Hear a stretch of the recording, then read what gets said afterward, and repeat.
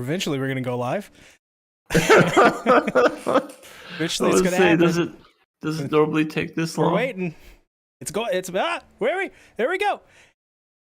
Hello, everyone. Welcome to the King of Anime podcast, the only podcast that wins. What do we win? We just win all the time. At life? Yeah, we're like Charlie Sheen. I don't know if that's a good comparison to make in 2024. I would say that's a very dated reference. I don't think does anybody here Winning. know who Charlie Sheen is? Yo, we gotta bring winning back. We gotta do it. See, we mentioned Charlie Sheen, we only have one viewer, and I guarantee you that's me. Well, this is the King of Anime podcast, where we talk about seasonal anime, and we kill or pass things. And oh boy, I think we're going to be killing or passing a show this week, right? Or two?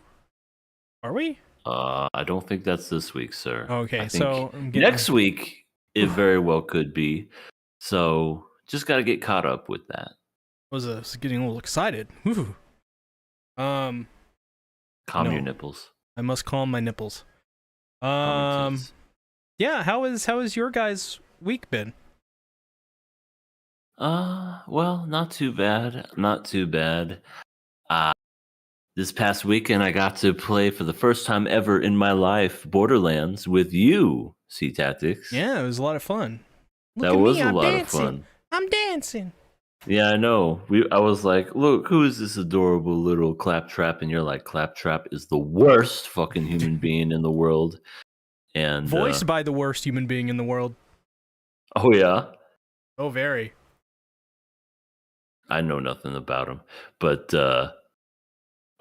it was fun. It was definitely neat. Everybody got to see a side of me that they didn't really get to see. They're like, what is with EA tonight? He's acting so weird. And I'm like, it was very cool. But other than that, not really much. I watched Sting's last match and how Darby Allin basically killed himself. I saw that in clip. That fucking match. God. How was that match? How did it go? A bunch of old people taking bumps. Ric Flair was there. Ric Flair was there. Steamboat Ricky was there. Oh, it was great. But Sting won at the end. And he gave a little speech at the end. And it was great. Because he was there with his sons. And his sons were dressed up as his past personas. Like the Sting from the 80s. Sting, the red and black wolf pack fucking one. Oh, that was so cool. That I was marking out for that one. But other than that, it was fun. Like that was probably the best match of the night, other than Will Ospreay and the main event with the AEW belt with Swerve and all them. But yeah, pretty solid and fun times. And yeah, can't wait to play some more Borderlands and get lost by C Tactics. Constantly going ahead, and I'm like, wait up, stop running. I can't keep up with you. I'm surprised at how much I remember that game. Like you remembered everything. You're like, oh, we gotta do this now. Oh, we gotta do this now. Oh, we gotta do this. I'm like, I don't know what the fuck I'm doing, but I'm just following C. Took us 2 hours to kill a boss, so that was fun. Yeah. That we were going so fast that we were basically, we got to like level 16 or 17 in like a couple hours. Yeah. But we also like had quests that were like for level 20 and stuff. So everything was like bullet sponge. Ridiculous. But it was fun nonetheless playing that game again. Can't wait for Borderlands 2. That's where the real fun begins. I can't wait. Can't wait to get through 1 to get to 2. Also, hail Killer W6. Yeah. How you doing? QRW6 says, what up, KOA, who watched the Crunchyroll Awards, who cheered for when JJK producer, who was responsible for the harsh work schedule, walked up to receive the Anime of the Year award. Because I didn't, and KOA didn't. We didn't win shit. We got robbed. Yeah, we did. It was ridiculous. We should have easily won Anime of the Year. Oh, for sure. I mean, look at what we have on screen. We got Me, that's an anime. We got Frieren. Mm-hmm. And we also have behind Satsuki all of his anime waifus. That's true.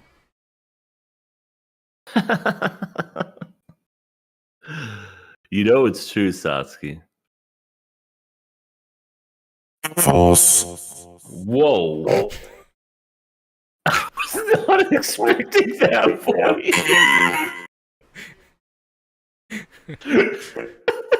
Life is strange.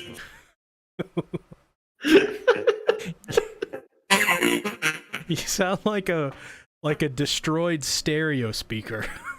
You sound like a fucking DJ that swallowed their turntables. DJ KOA. What up, bitch? Well, this is the new Satsuki now, so I hope everybody loves MC Savage. I mean, either you get this voice or you get or you get this voice.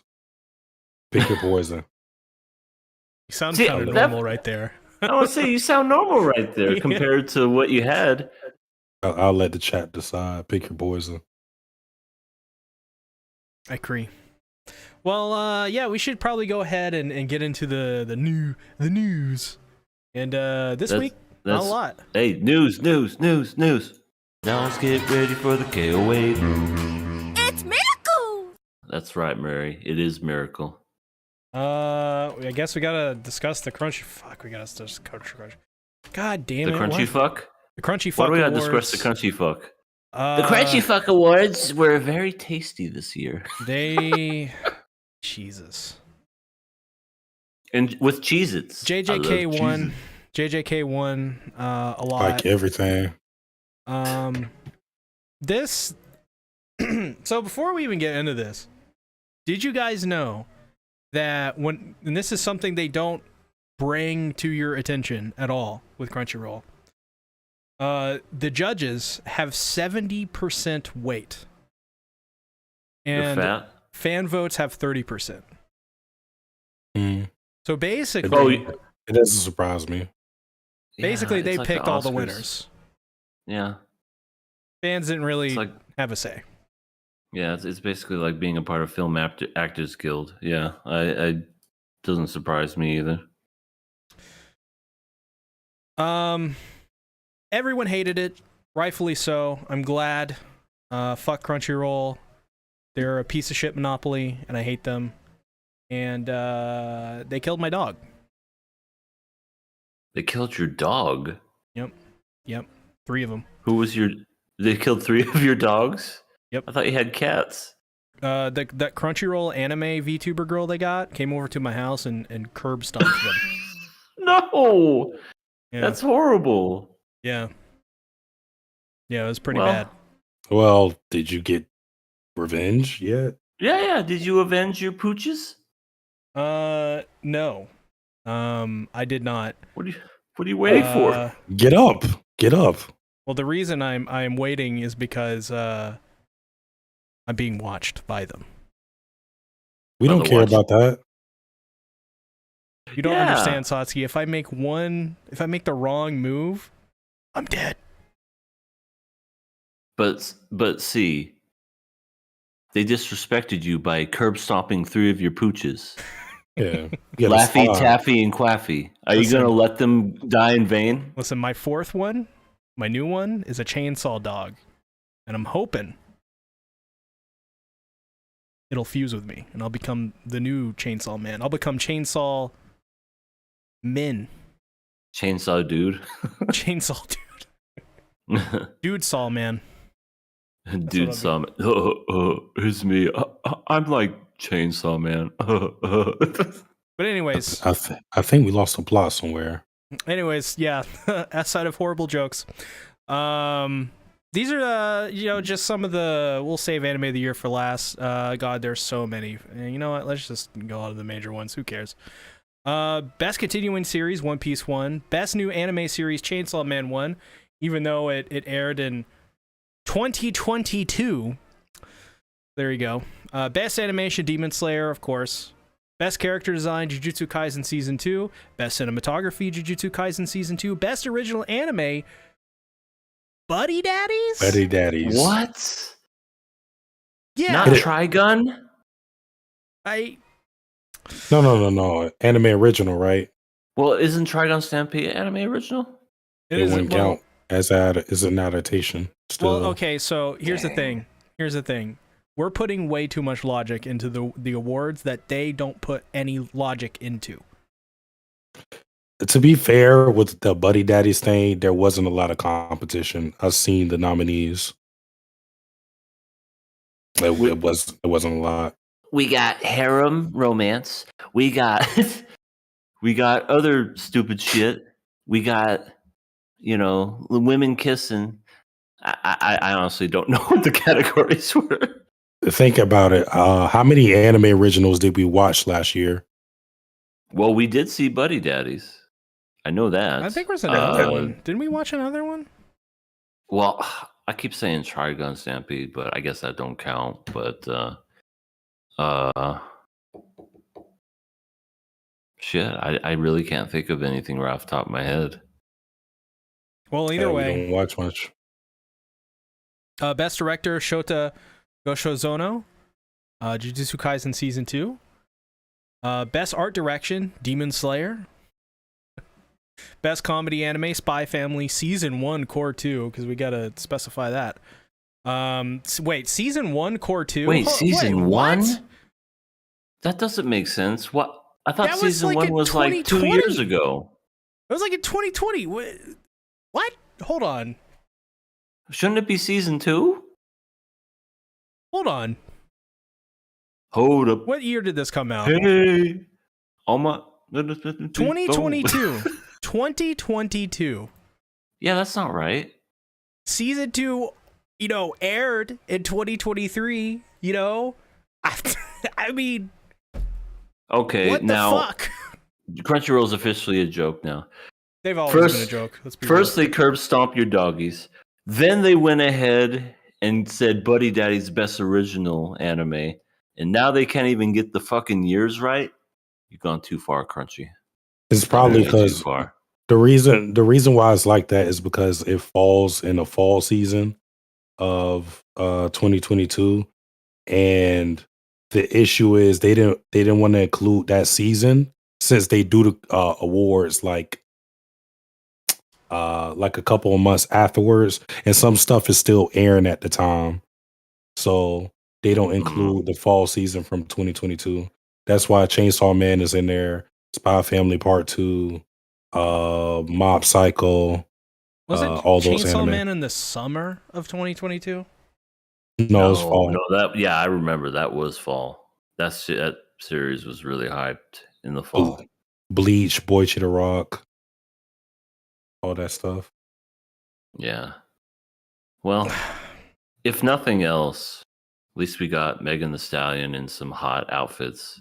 And that's I mean, that was the best part about the Crunchyroll Awards. Hell yeah! See that thing about that? That thing. You guys saying that is exactly what they want you to say.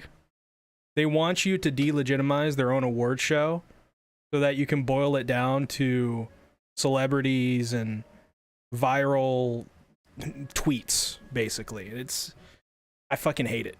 Absolutely hate it. I mean, listen. I'm not watching it for any celebrities, and I haven't talked about it. This is the only platform I've talked about it. And I never watched it. So, anime of the year, JJK Season 2. Not Attack on Titan. At all. Or Not Vinland Saga Season 2. You know what's funny? r/anime did their awards. And I hate r/anime too. And Vinland Saga Season 2 won. r/anime has better taste than the judges of Crunchyroll. Isn't that wild? I mean, it's to be expected. Because I don't expect everybody to watch every single anime that's nominated. Therefore, you're not really going to get an unbiased opinion on the anime. So it is what it is. They also had an award called Must Protect at All Costs Anime Character. Are they watching KOA? No, they're what's the word? Interaction baiting. Mm-hmm. I hate it. They see like that's like a trend or whatever. Make it into a award. Yeah. Well, don't worry. We'll win next year. That award? Yeah, that specific award. What was the award? Best character? No. Must protect. Oh, Must Protect. Yeah, that's us. Must Protect KOA. Crunchy or QRW6 says Licorice Recoil is another anime original, so that's probably what it was. Are you in trouble? Yuck.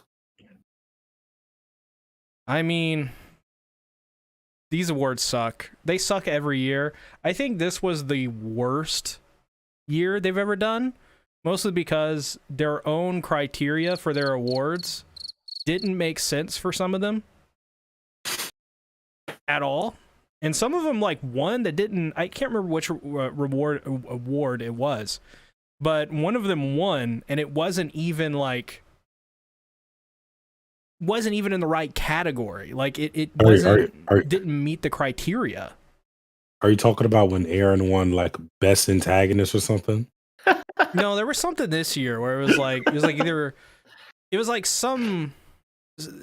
can't remember what it was, but I saw it on Twitter where it was like they showed the criteria the best for husbando.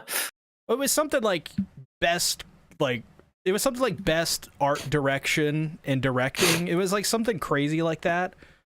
And they the anime didn't fit the criteria of their own award. It's just the whole thing is dumb. Like I tweeted out that KOA has more integrity in our awards than they do. Yes, sir. With such awards here at KOA, with the MILF Awards, the Awards, very prestige. Right. Unless we forget thigh meat. I mean, come on. Everything's on the up and up. Absolutely. We speak for the people. We do. Mm-hmm. All 10 of our people. 5 right now. Yep, we got 5. All you 5, you are gorgeous. You are great. You're very beautiful people. Yes. I love you. Mm-hmm. And we always are consensual. Yeah, QRW6 also said Crunchyroll celebrated JJK and promoted the harsh labor the staff went through. That's also kind of disgusting, kind of fucked up. Yeah. I love how the people who were part of JJK came up and accepted the awards when they didn't lift a fucking finger. It was all the artists and the production people. It's just like, I want to thank this award. I don't know how I could have done it. Right. I deserve this. I did it. Me. Gives an inspirational speech like, if you want an award like this, you have to put your blood, your sweat, and tears. Thank you. Just believe in your dream and it will come true. Cut to the front row of all the Crunchyroll employees, smiling and crying and clapping. Like a sign in the background that says "cry," directing them. Awful. Fuck monopolies. Anyways, let's move on to our first topic of the evening. Shinsekai Yori, episode 15 and 16. Let me sit up for this one. All right.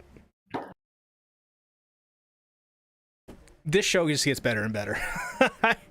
I don't know about you guys, but this episode was crazy. basically this episode really revolves around them trying to go out and find Maria and Mamoru, and they basically come upon the colony of the monster rats. And at one point, they go in to meet the queen, and a horrifying thing has occurred. They've basically lobotomized the queen and used it to just breed. Yeah. And it's super disturbing. They turned it into the freaking creature from Made in Abyss. Except it makes all those kids, but they don't die. they survive and repopulate. Man, but continue. I mean, it's a good meal, you know. Yeah, no, I mean, it's delicious. Finger looking good. Love that. No, I'm gonna stop. Love those children from. What was her name? I don't remember. Oh God, Sasuke. What was the unfortunate soul's name that gave birth to all those kids and they kept dying and Made in Abyss? I don't remember. Dang. I was gonna make a joke. You know, love that chicken from Popeyes. Love those children from. That's horrible. That's pretty bad. Very That's bad. pretty dark. You're a sick bastard. I know. I'm sorry. This is the EA that people saw on Saturday. I'm sorry, Lord. I apologize. It's overtaken me. So yeah, what did you guys think about this episode? I thought it was really fucked up, but also, just man, the art in this episode was so good. I want to say, because yeah, it was definitely fucked up. It was bittersweet for sure. They finally found that one. What was the other queer rat's name? They're Squealer, but then Squonk. Yes, Squonk. Yeah. Squonk. They found Squonk, and he was like, "I got this letter for you." How did Maria write all this shit on one piece of paper? Good handwriting. That was like, and that tiny was words. Like a eulogy. Right, really tiny words. That was a eulogy. Just like a paragraph, an essay. You know, when they asked for like 500 words or less, she went above and beyond. And went the for voice the acting was great too. Front and back. Yeah, she really did. Like every inch of that paper was used up. It's just like, where does this start? Where does this begin? Where does it end? Oh, this is where it starts. Just did it and then flips it. Oh, P-P-P-P-P-S. What if the text like bled over to the next page? So it was like you had to get to a dim environment to read it, but not too dim, and Saki was just squinting the entire time. God. I'd be like, why couldn't she have just told me this?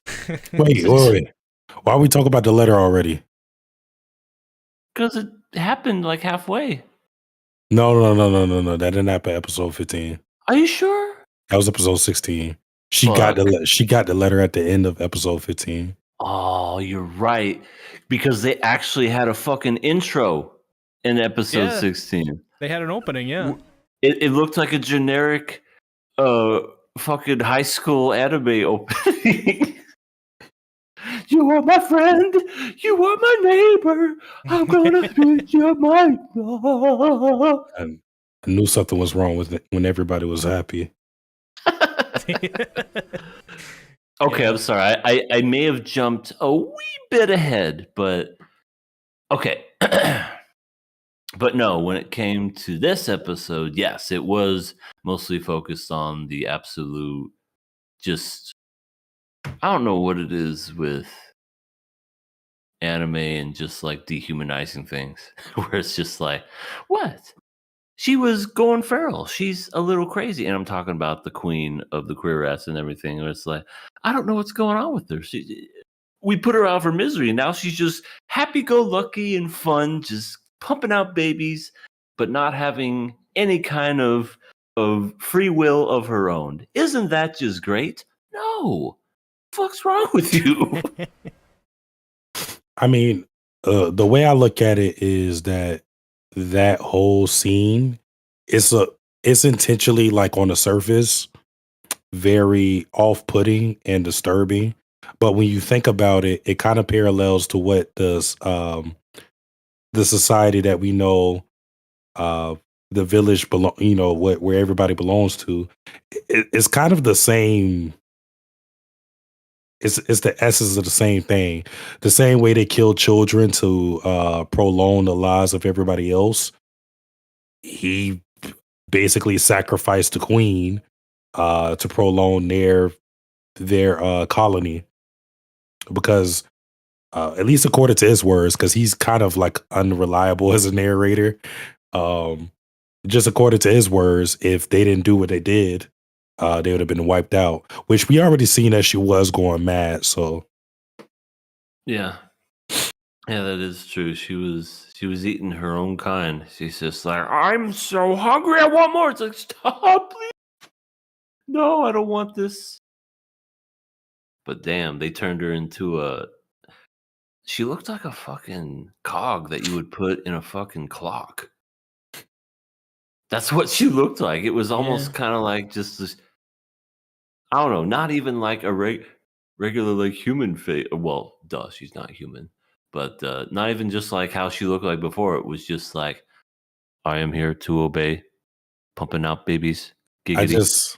I just like how when Saki and Satoru are telling Sweeler, "Hey, we want to talk to the queen," and he keeps trying to avoid it. He's like, "Hey, you guys want to see my new house?" I have a manga collection. I got all the latest issues of One Punch Man. I don't want to see that. I want to see the queen. As you wish. And then he tried to keep her in the dark. They were like, "Hey, bring that light over." He was like, all right. I mean, remember, you asked for this. You wanted the light. Yeah. I will say, I will say that like a really good question coming from this episode is when Saki begins to ask, what would happen if we did that to humans? If we lobotomized them, would it? And she kind of stops herself. And I was thinking about that, like what do you guys think about that? Like what is that an option to lobotomize, these people? Would you agree with that? What? I thought totally 100% full lobotomization, no problem whatsoever. Pick their brains, literally.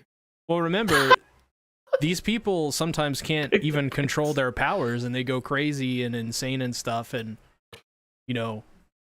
Well, I thought her question was asking what would happen if the queer rats did that to them.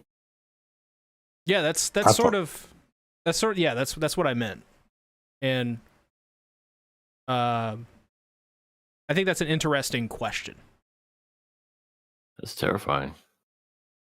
Because humans can't do it to each other, but imagine if a human instructed a queer rat to do that and told them, lobotomize these children. Yeah, that'd be absolutely terrifying, because at the end of the day, you would have control, but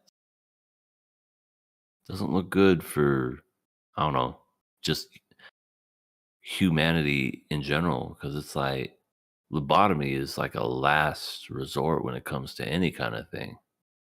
That or put someone out of their misery. But also, would a lobotomy even affect people like that? I mean, I would assume lobotomy would I would assume a lobotomy would affect anybody.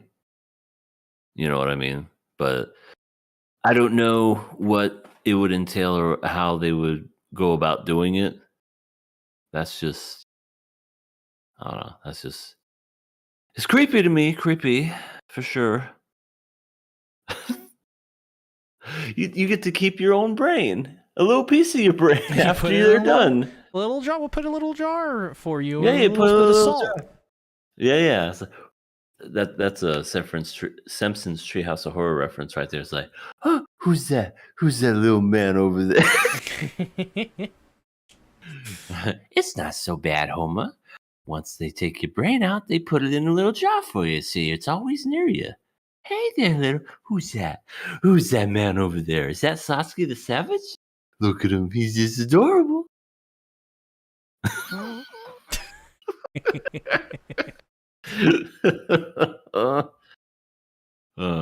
But yeah, lobotomy, no go. That's a terrifying thought, but I could definitely see where that could be a precursor to something being used in the future, which would be even more fucked up. I mean, imagine if they took K and they lobotomized him. He probably wouldn't have killed nearly as many people, maybe. And also, but then how do you get to somebody who's already far gone? I guess if it's before the fact. Probably before the fact. It was something I was going to mention. Oh yeah. What do you guys think about Satoru's belief that the queer rats are trying to replace humans? It's one of those crazy things where when you really break it down, you really think about it, any normal mind, would be like, no way, come on. Replace us with queer rats? No way. But the fact that queer rats can be easily manipulated, they don't turn into karma demons or anything like fiends or anything. I mean, it's one of those truth is stranger than fiction. You never know. Maybe it could be something where they're trying to do it. Evolution has gotten them this far. And there was that weird line where one of the queer rats says, maybe it was Squealer. He basically says like they'll prepare a body, and they'll use that of a queer rat because it's apparently some like big tall ones are similar in structure to humans. So super interesting. Yeah, it is. Also, hello, Ellie. Welcome to the chat. What's good? There was also the scene where Squealer, I don't know why this is funny to me. They go to the goat moth colony because they're looking for Maria and Mamoru. And they're like in this cave or whatever. And Squealer is amped up the whole time. He's in war mode. He's like, yeah, I want to fucking get him. He's like, yeah, we'll fuck him up. Where's the tow missiles? They let go of the arrows or whatever. The tree is on fire, and then one of the queer rats come out, and he's just like, "Oh shit!" Covers it in snow, and it goes right back in there, and he just we're just like, "Oh, you think we're fucking playing?" and then that's when he gets Satoru. He's like, "Yo, Satoru, show him how it's done." And then, of course, he does his psychic stuff and ruins their whole spot. We need someone to come out now. Okay.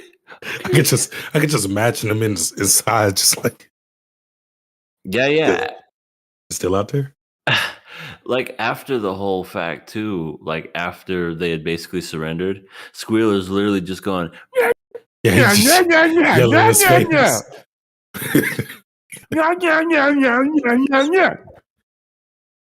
Just literally just screaming at him. And I think Satoru was like, could you just get to the point and just tell him where Squonk is? Oh, okay. Oh, my bad. It goes back to yelling. But yeah, that's when Swamp comes out, and then you get the letter, and then episode 16. Okay. This is the part where I don't know why I thought maybe because it like all ran together. It felt like one whole episode, but yeah, it was just my dearest Saki. Let me explain to you in an essay between 500 to 1,000 words how much I love you. Jesus Christ. Okay, yeah, tell me. but I just love that because I'm like, she couldn't have written down all this. And I saw the paper they were looking at, all big writing kanji and stuff. I'm like, unless Japanese words has like 1,000 meanings for one symbol, I don't buy it. You can only read it with true love, yeah. Oh, right. Yeah, some Christopher Nolan shit right there. If you really love Marie, you'll be able to see through it all and just understand. Mm-hmm. My thought process is she was just telling her, I never loved you. I hate you. I'm out of here. But in her mind, she's like, oh, my dear Saki, how I love thee. I love this. Like, it's all just denial at this point. All those times we cucked all those other boys. I wish I was with those boys cucking you. And we can't remember that one boy, but he was really relevant to the plot. Just don't know his damn name. We don't remember him, but I wish I could, because I'd be cucking you right now. That's horrible. Oh my god, yes, but in all seriousness, it was bittersweet. Like, essentially, yeah, we got it right, Sasuke. This was a definitive goodbye. Maybe we'll see each other again, but as for right now, we're leaving the village. Goodbye. Poor old Mamoru is a sensitive soul, and he needs a little bit of delicate attention. So I'm just gonna give him little pats and kisses on the forehead. But until then, this is the sickest, and I mean sickest way to get a woman. He got the girl of his dreams by being a weak bitch. I've never seen anything like this before. It's insane. He really did. I mean, this was all his idea. I'm telling you. It's like, I'm sick and tired of these two ladies kissing in front of me. I'm gonna steal Marie right from under them with this elaborate plan. Yeah, and he got the redhead too. It's even crazier. Yeah, he's I agree. He's a little bitch, but he got the girl. Yeah, he's got that bitch riz. Is that a thing? I don't know. I don't know, but I kind of want it to be. Hello, it is me. I got the bitch riz, and I'm here to see if you like what I got, girl or guy, going on. I just want you to know that I take 3 showers a day because I don't want to be dirty at all, and also I love to be tucked into bed. Yes, and I don't drink regular milk, only soy, plant-based, because it gives me gas. I'm lactose intolerant. I just love all that shit. Maria's like, damn, I don't know about you, but like, you kind of hitting right now, though. It's like, I love you, Saki. We've had plenty of makeout sessions and boob grabbings, but Mamoru over there, writhing in pain, going, I mean, how could you say no to that? I mean, look at him, Saki. He's getting winded from walking. That's a real man. He's getting winded from walking.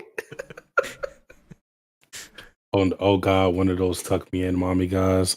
Well, Mamoru is more like, how do I describe Mamoru? He's just like, he's just not built for this world. No, he's not. He really isn't. Yeah. How did he even make it this far? I don't know. That's a good question. That's a good question. I feel like SpongeBob bench presses more than Mamoru.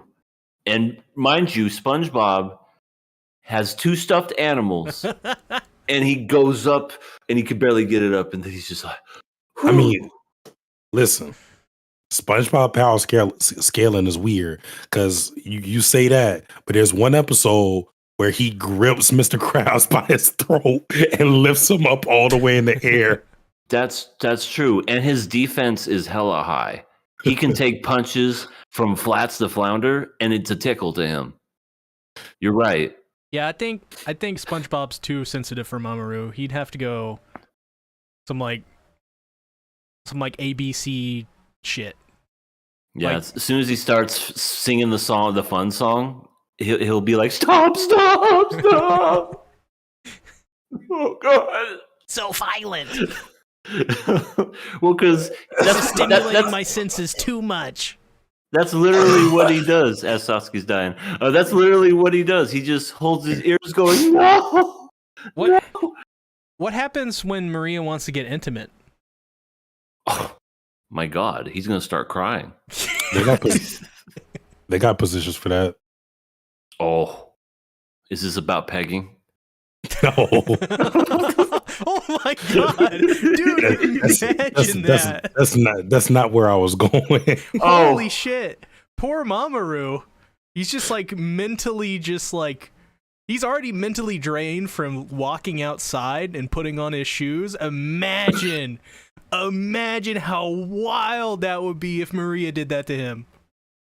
Oh my God, he wouldn't make it. She just straps him down, and she's just like doing her floating levitation thing as her hair's blowing and everything. She's like, all right, get ready, Peggy 18. Have you prepared yourself, Mamoru? Oh God. Yes. Yeah. Well, get ready, because here it comes. But she has a deep voice. Why am I naked? It's cold. You know me, I don't like being cold. Where's my socks? When she gets evil. My toes are cold. Maria, how are my toes? I think I got frostbite. Maria's just like, shut the fuck up, you're fine. Why did I run away with you? God damn it. I watched this yesterday with C, and then, but I am lost. That's what Ellie just said. I don't know what he's talking. Did you guys watch this as a group? Yeah, I watch it. I watch these anime every week on my server on Sundays. So everybody saw the pegging scene? Everybody saw the Peggy 18, yeah. It's crazy. It was wild. Everyone loved it. It was a smash. Literally. I will say though, where she's reading out the letter to Saki, Monica Rial, say whatever you want to say about her personally. Really, none of anyone's business for the most part. But god dang, this is why she's a voice actor. She is so fucking good in this show. It's insane. This may be one of my favorite roles of hers. Also, as well, the voice actor for Mamoru. Satoru, yeah. I usually don't like him. Because he sounds the same in everything he fucking does. Yeah, but in this, he is so good. So good. I liked him in School Days, where he played the Jewish guy. Oh, School Days. I meant Ghost Stories, where he plays the Jewish guy. I think if he did more roles like this now, he'd be cast in a lot of things. Because his voice, when he's like not doing the super shrill stuff, it's so good on the ears, which is crazy. I liked him in Clannad. He was good in Clannad too, where he played the blonde dopey friend. Hey guys, it's me. I'm just a blonde dopey friend. It's me. I sound the same in everything I do.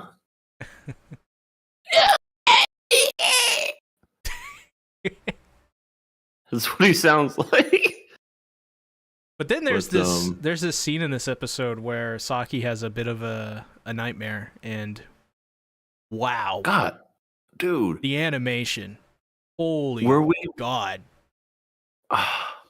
This was like, I thought we were watching Madoka Magica for a second. Yeah, this was like this could pass for modern day animation. That's how good that scene was. Yeah. Yeah, it was trippy. I have no idea what it represented or what it meant. All I know is that was trippy and fucking wild. It was her sleep paralysis demon. Is that what it was? The sleep paralysis? Yeah, that's what it was. Oh God, no! Sitting on top of her. Eating a baby's face. No. Oh, it's a simple explanation for that. Oh, the baby eating part or the dream? let's hear the dream sequence. All right, let's hear it. She got cucked. Damn. Wouldn't be the first time? Or the... Oh, no. That's fucking Mamoru going, nah, I took your girlfriend. Maria is mine. I mean, in that dream sequence that we saw, the faceless boy says to her, oh, yeah. He says to her basically to let, or don't pursue Mamoru and Maria. And then he also says that Maria needs to die. Oof. And I'm pretty sure that guy was Special K. He looked like him. It was just a silhouette of him, but I'm pretty sure that's the same person. Thank God he wasn't Preparation H. Yeah. If that was the case, he would go right on the hole. Mamoru needs it. After what happened. Exactly, but damn. Yeah, I remember that. And that's how that episode ended, was with that Marie has to die and don't go looking for them. But to be fair, Marie did already say, don't be looking for me anyway, but friends got a friend in anime, so they were just looking for them. But I mean, what do you think that means though? Like, why would she need to die? And for whose sake? I mean, I wonder if it has to do with her protecting Mamoru, because we know Mamoru had a run-in with the kitty cat. So, but we don't really. I can't really think about, like, when I think in the past, I can't think of a reason Maria would need to be taken out. Maybe other than the fact that they found out, and maybe Maria knows something, or they know she's like something special about her, even that she doesn't even know about herself. That's the thing that's weird to me about it. I mean, even though I know I know what it is from watching this is the one thing I do remember. But just from where we are right now, given everything that we've known about these characters, it's not like Maria has anything special going for her like Shun did, or Shun was this exceptional talent. We saw when the other guy who was also exceptional, when he went in the classroom and he kind of evaluated everybody, he looked at he gave Satoru a bit of his attention. He kind of like went right past Maria, and then he stopped at Shun. So that kind of tells you too, there's nothing really special going on with her powers. So what could it be for her specifically, for her to die or need to die? Maybe it has. So the opening sequence in this episode was doubled as a flashback to help us like understand how Saki and Maria became friends and met, and how their relationship developed. It seemed like in that opening sequence that Maria, they tried to make her seem like she was, almost like royalty compared to Saki. And when when Maria finally gave Saki attention, Saki was really happy about it. But before that, she was sort of didn't even talk to her, was kind of alone. So I wonder if there is something family-wise in Maria's family that also is painting a target on her too. Yeah, the only thing I could think of why she would need to die is pretty much what you got at sea. Maybe the stress of watching after Mamoru being a baby does something to her. And I mean, Mamoru, he's dead. 100%. He's if he ain't dead now, he's going to be dead in the future. That's just a given. But when it comes to Maria, I guess either the stress or because I know, I don't know, maybe the weight was just too much for her to bear as well when it comes to her leaving, because that is a huge choice to just leave everything that you've ever known just like that. So maybe that has something to do with it too, was just the choices of her actions got to her. Maybe it also, like, maybe they just don't like redheads. Yes, this series has a real bias towards redheads. I mean, they're like Monica Rial, fucking redhead. So, what do you think is going to happen with Maria and Mamoru? They're fugitives. Given that they didn't come back to the village, we already know what the village said that they were going to do. They were basically going to send everything in their arsenal at them: tainted cats, queer rats, whatever.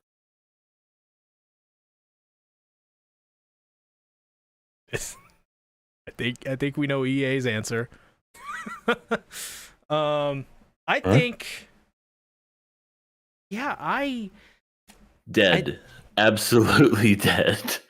I think they'll reunite with Saki and Satoru, because Maria said only to that die. maybe I don't remember actually, but she'll die of cucking. Oh no. Because in the letter, Maria said that they know they won't meet again, but they hope they do, and that whatever happens, if she can, she'll try to be there for her. So I wonder if maybe they're going to meet back up in the future, and then that's where the shit goes down. Because, I mean, think about Saki and Satoru right now. Do they have the capacity to pull something off? Like they're very, powerful. They have their abilities, but would they need help from Maria and Mamoru in the future? Especially if things go south, they are not exactly in a good position in terms of their safety, like at all. Even with the G-MILF saying, to Saki, like, hey, we want you to be the next in line, it could very easily go south because they have control over, the cats. So, it's interesting. It's really interesting. I could also foresee them just not being in the show anymore and then just kind of riding off into the sunset, and that's that. And I could also see them mentioning it in passing, like, oh, we found them and we killed them. Saki, this is your fault, you piece of shit.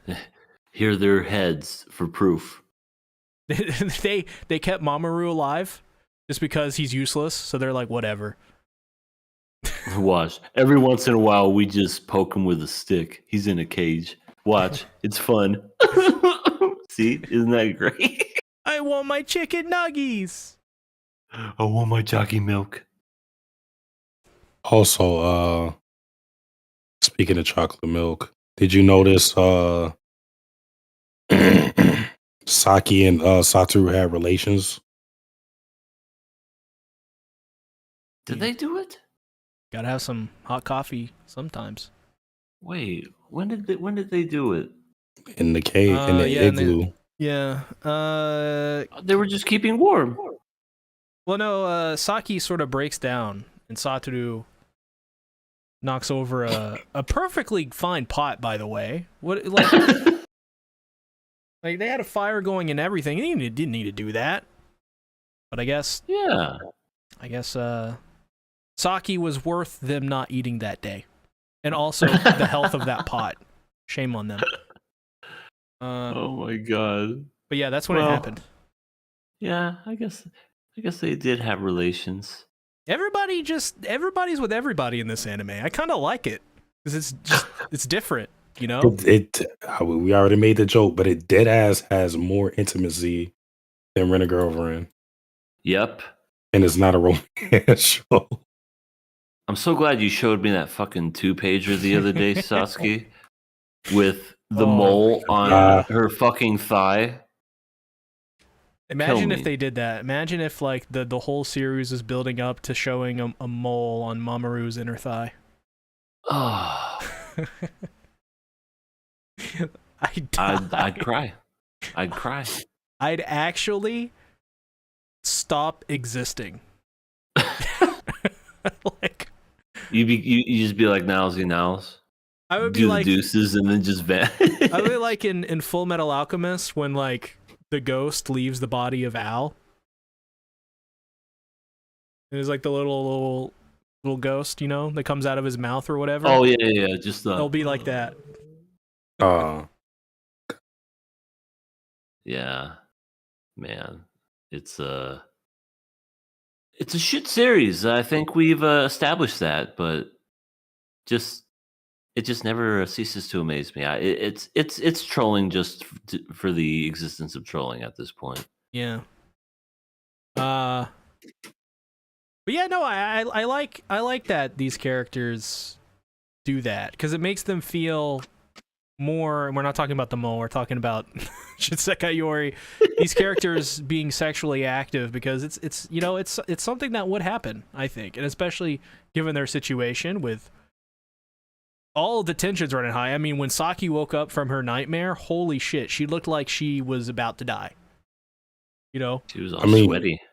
In general, it's just consistent because from what they've already established, whenever they get stressed, they kind of act like monkeys would do and just boink. Yeah. So that's their way of stress relief.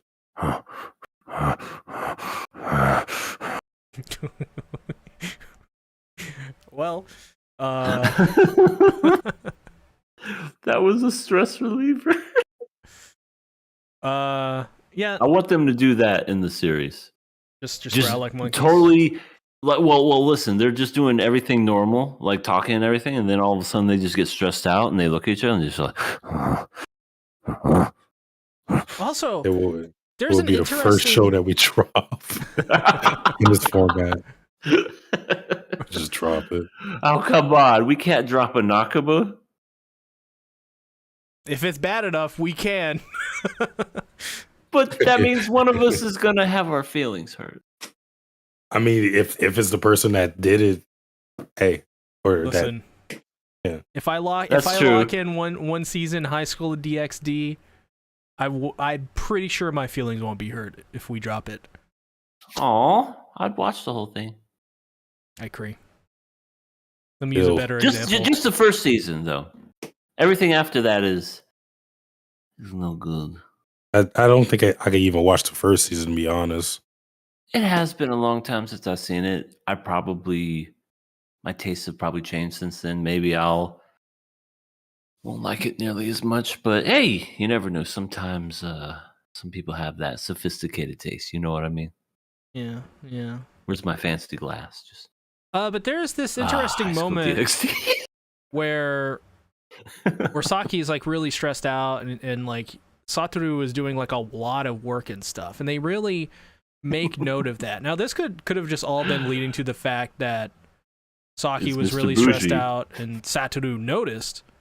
However, I wonder if there's, with Satoru is he overworking himself? Is he getting more stressed out? Like, it seems kind of interesting that he was doing all of this work and he seemed fine. Whereas Saki had like a full-on panic attack, an anxiety attack, and breakdown. Just interesting. Yeah. I mean, Saki, she does seem more fragile in when it comes to Maria and Mamoru and Shun. She does seem to handle other things quite well, generally speaking, especially with, her figuring out, everything that was going on. But I just thought that was a little interesting. I don't know if it means anything. You shall see. Yes. It is going to be interesting to see. We're almost done with this series. We're almost entering the 20s. Yeah. Yeah. Couple weeks we'll be in there. 6 more weeks, I believe. Crazy. Bless you. Oh, thanks. Well, let's Forgot go to mute. ahead and get into Metallica Rouge the Bat. Metallica!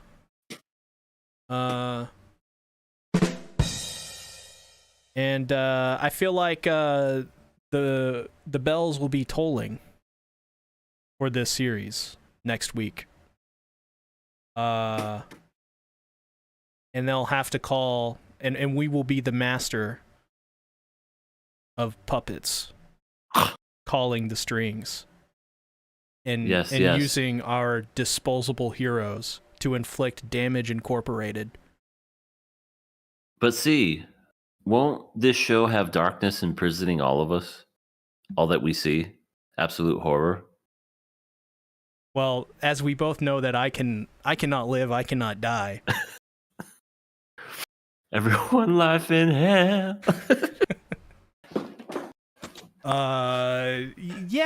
This is another episode where they crammed everything into it. Everything they could. And there were parts, once again, where I'm watching this show and I'm going, I enjoyed this part. In particular, just like the flashback stuff with Rouge the Bat and learning about her past. It was very sloppy, mind you, and it was felt like we were watching it at a YouTube video at 2x speed, but it was still really interesting. And I don't want to, beat a dead horse too much about this, but I think what that shows is that there is something good inside of this anime. And I think very clearly, as time goes on, I do think this is a promotion for the webtoon. And honestly, I kind of can't wait for the webtoon.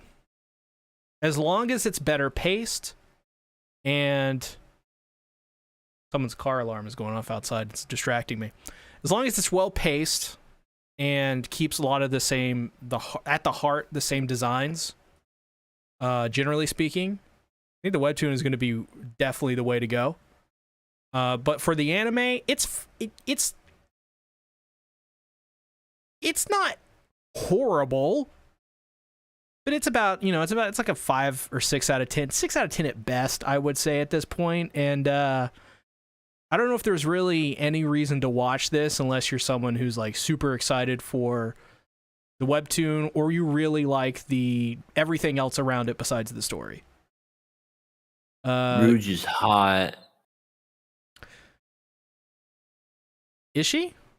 I feel like she's just not one of those characters that could pull in the coomers as we call them, the gooners. No. Yeah, and if anything, Naomi for sure. But Rouge has no sex appeal. She's funny. She's a really funny character. Woof. But to be honest, there are a lot of characters that have no sex appeal and they're still beloved. Me. Don't sell yourself short, EA. You're very sexy to me. Oh, well, thank you, Sasuke. I appreciate that sentiment very much. Can we talk about how Rouge has a twin fucking sister out of butt fucking nowhere? Right, so you talking about evil Blue Rouge? Yeah, Cyan. Yes. Literally just walks up. I'm Cyan. They literally sit there and watch her walk out of a crop of bushes. And they're just like jaws on the ground, like, what the fuck, a person? She's blue? That had to be one of the worst introductions I've seen. I don't know since who, but that has to be one of the worst introductions I've seen. She just. Oh God, here we go. Are you Rouge? Yes. See what you didn't see. What you didn't see is for the past month she's been walking up to random people asking if they're Rouge. Do you like chocolate? Do you like chocolate? Yes. She figured out that was the wrong question to ask. Because she was beating up a lot of people that she thought was Rouge.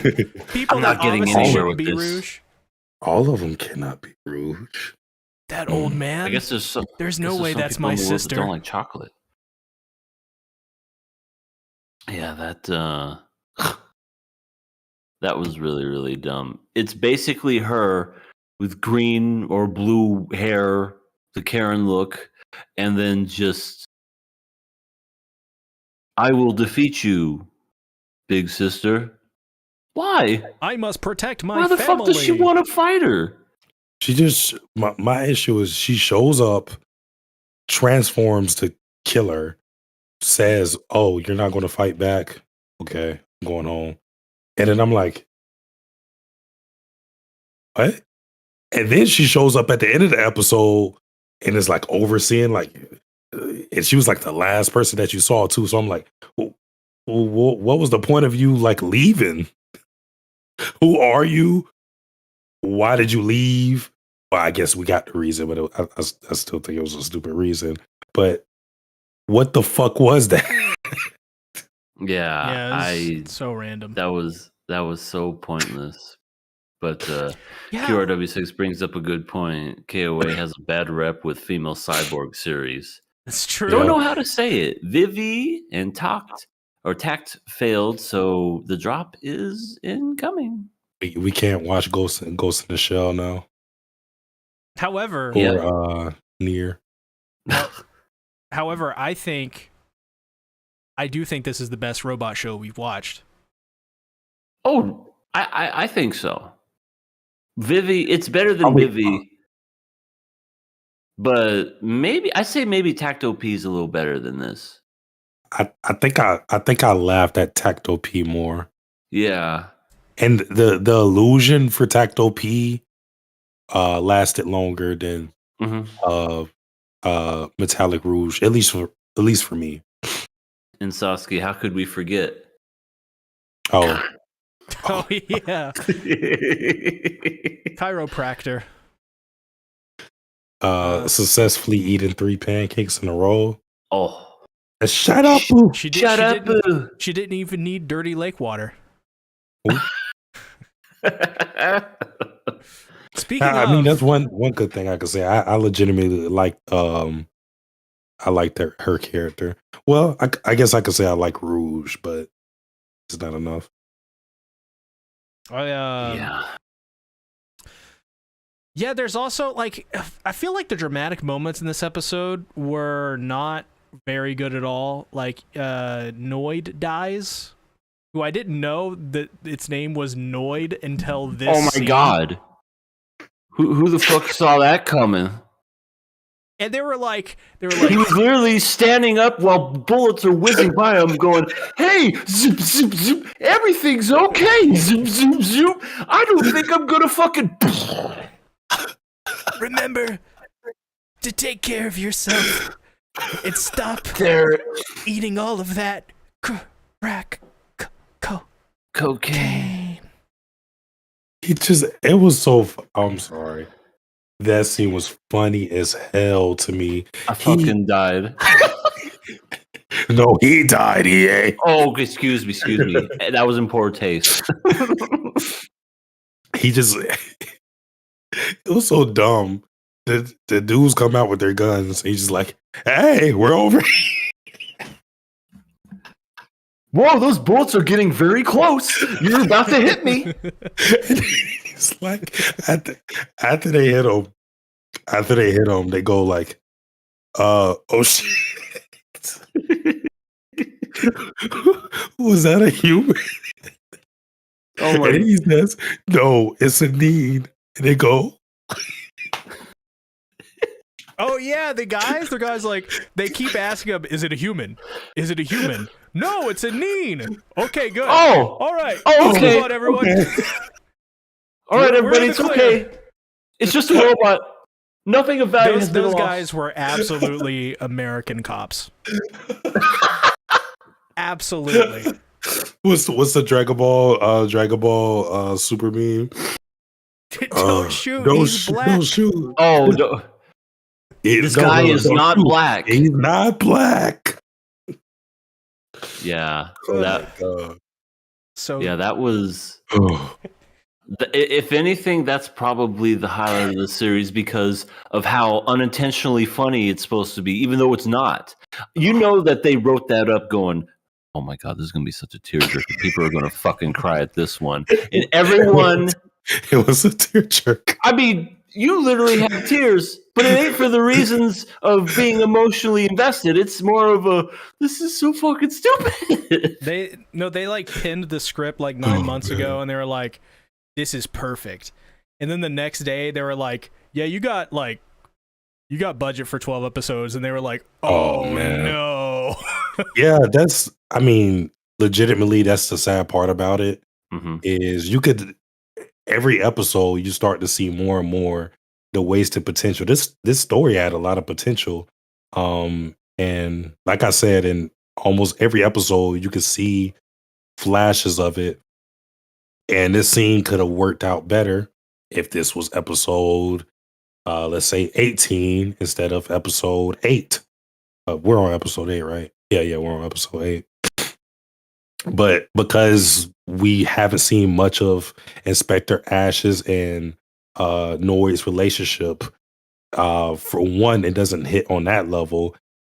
Two, it just feels kind of random that he dies right there.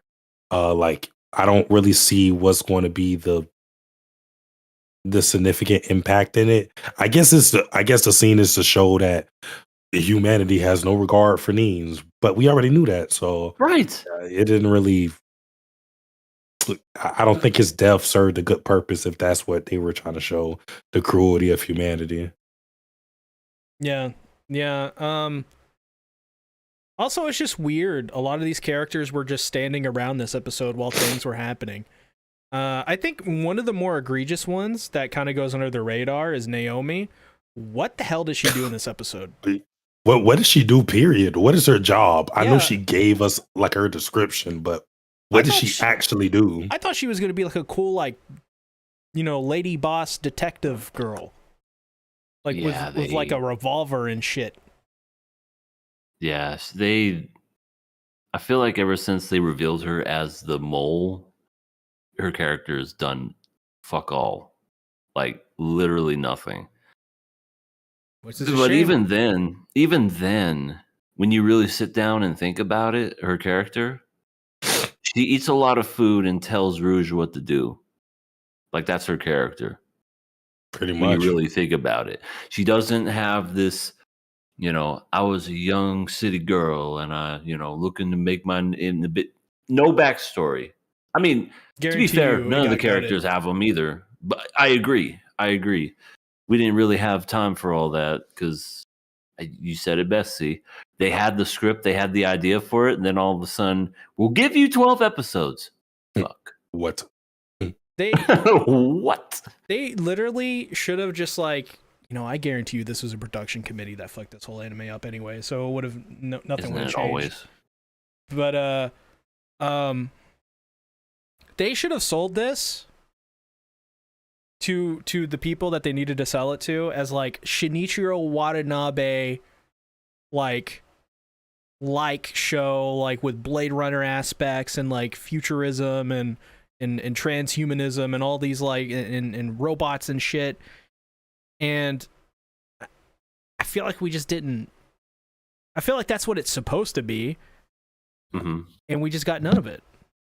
And that's why I think the webtoon, as long as the webtoon isn't just like a short little one shot, maybe about Naomi's backstory or whatever.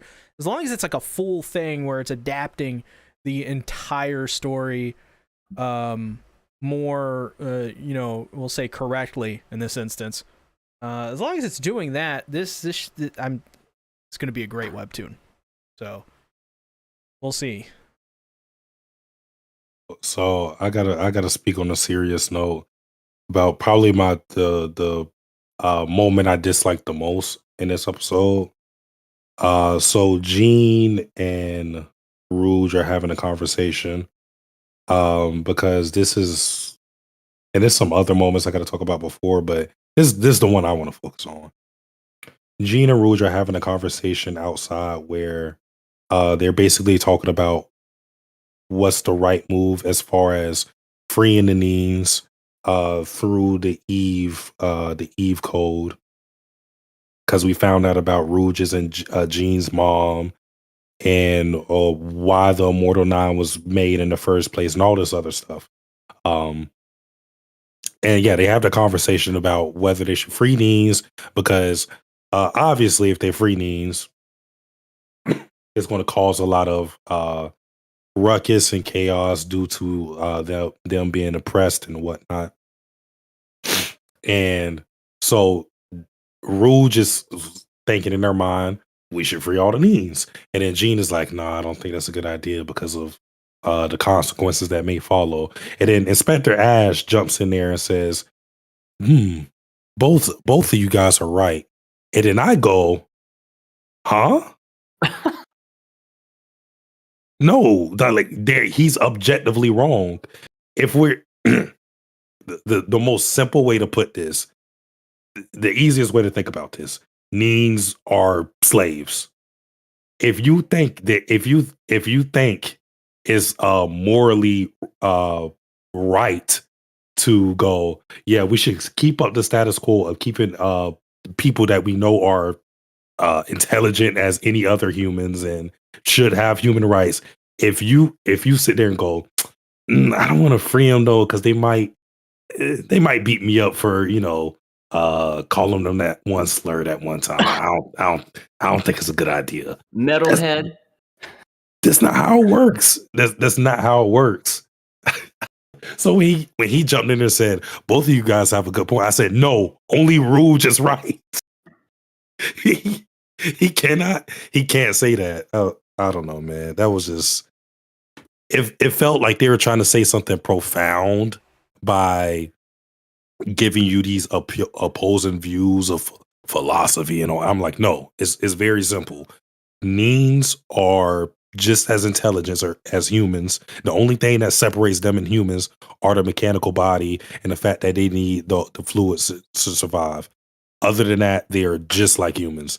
There's no reason to oppress them other than human greed or whatever the case may be. Yeah. So, yeah, I don't know what Gene was talking about. Yeah, I wholeheartedly agree.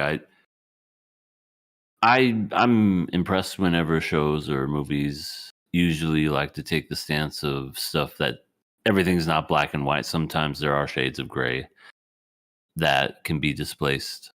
The only thing I could think of right off the top of my head are, you guys ever seen the prequel trilogy to Planet of the Apes? Have not. Like Rise, Dawn, War for the Planet of the Apes? No. Oh, those are absolutely fantastic prequels. Anyway, Dawn, what their initial goal is that, I guess like the overall moral of the whole story is not all apes are good and not all humans are bad just because they're humans. Mm-hmm. And not all apes are good just because they're apes. Which, again, there's that give or take. It's like, just like reality. But when it comes to this, where it's like, yeah, we got to fight for the Neens because they're oppressed. Yeah, but then there's also humans. Aren't the humans being the assholes in this series? No. They only call them names and, treat them like shit. And whenever they accidentally get killed, nothing ever happens to them because they're just machines. No, there's nothing wrong with it. They are literally programmed to the point that because we saw it last episode, they cannot allow a human. So it's not even just that they can't harm humans. They can't allow a human to die in their view, or else they'll die. Yeah. So if there's like an incoming car and there's, let's just say there's a human in the street and they can't move for whatever reason, they're paralyzed, and there's an incoming car right there, they have to shield that human or else they'll die. Yeah. That's insane. Yeah, it's really is. It is a very interesting take on Asimov's code. Which, by the way, I didn't know this, but that's a real thing. I don't know if we talked about that. You said that, Satsuki, but basically it's like somebody created that, like in real life. I think it's a very interesting way to view it, as in not. It's clearly made in a way to protect everyone's best interests to a degree. But the way this show portrays it is like, it's like literally enslaving, these needs. And it's just really interesting. Something that we all think is for the better good and for the good of robots, right? Is actually something that is hurting them. And it kind of makes sense. Because if you think about it, how can we as humans, let's say if we're in this, in this world right now, how can we as humans even begin to understand what let alone another human thinks, but as well a totally different race that, granted, you created, thinks and wants and needs. So it's just super philosophical. That's another great aspect of this show, I think. That twist in general, I really, really like that. When I first saw this episode. Wow, that's like really, really well thought out. Hopefully the webtoon does it better. So Alters comes in, the rebel group that wants to free all the needs. They come in and they take the IDs of all the deceased Immortal 9. I don't know what they're going to do with that. I don't know if they're going to revive them in some way, shape, or form. I kind of don't want to see that, just because we already have all these other characters that we don't know of that are like clashing. Don't know or don't really care too much about. Like the one guy that showed up at the end of the episode last week and then came in this episode this week. Hey, and guys, I'm here. Yeah, we still don't know anything about this guy. we got his name. It's Graphon. Yeah. Which I've finally realized, because I put it in those two. I finally realized everybody has like color coded names, and I was like, oh, Graphite. I was like, oh shit, because they called Jill like the Silva something. Oh no, the quartering is going to call this series woke. Because it has all the colors of the rainbow? Oh my god. I mean, technically, those balls that they collect from these people do have shades of rainbow in them. When they put them all together, they're going to summon Shenron and wish for something. Gay. Yes, they're going to wish for gay. That's the whole thing about this series, is that it just turns into this agenda. It's like, we wish for gay. All the needs are gay. The last episode is a gay space tornado coming at them. It's all rainbow tornado. No, it's sparkly and beautiful. Oh, and the grave robber guy shows up too, and he's like, when he showed up, I was like, all right, what the fuck are we doing? Everybody's just showing up. I don't even know like how everybody got the memo that did they all like have a group meeting or something? It was like, yeah, we're gonna have the group attack at Gene's house at like 10:30. Bring your best suits. Make sure You got your robo stuff, everything, all your weapons. Make sure you ate. And if you need to go to the bathroom, be sure to go before we go. We will not be stopping. We're going straight to Gene's house. It was Rouge, Jill, Graphon, Grave Robber guy, Ice/Alice, Cyan at the end. Am I missing anybody? Only fucking person we're missing right now is Jaron. Yeah, I think Kurt Angle's going to be there at some point with his face. I'm telling you, it's just Royal Rumble. I don't suck. Yeah. You suck, Naomi. You suck. You suck. Shut up. You suck. Fuck you. You suck. Darby's gonna show up. Darby Allin's gonna seriously. He gonna fucking be like all these fucking mechs, and he just does that flip and misses the mechs completely. Just falls. They completely ignore him afterwards too. He just move on. His back's just fucking bleeding profusely, and they're just like, "Nah, it'll be fine." They show like one single frame of him, and it's like the Peter Griffin like fall gag. Oh my god, that is so good. Oh my god, it's crazy how that gag like the human body could not, like, from a simple fall even down the stairs, could never be contorted in such fashion. No, but Family Guy, God, is so meme worthy. SpongeBob and Simpsons too, just so many memes. It's true. Family Guy's best with clips now. It's a clip show. Yeah, pretty much. Well, I also the other thing I had an issue with. I mean, I guess I shouldn't really have an issue with this. It just was kind of stupid to me. They go into the underground library thing, and then Gene's like, "Yeah, this is our father's memories," and I'm like, "The fuck." I mean, it's an interesting concept to have a literal library of that, like a digital library of that type of stuff. But then they all split up and like look for a memory, and then I'm like, okay, but how do you even know what you're looking for? Right. Like none of this shit is even labeled. Yeah. What if you accidentally went into his memories of all the times he like masturbated or something? Yeah, you got the whole porn section, like.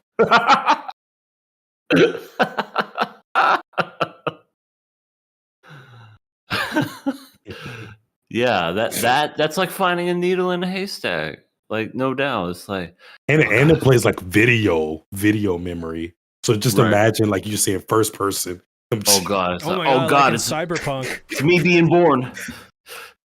Yeah, that's a thing in Cyberpunk.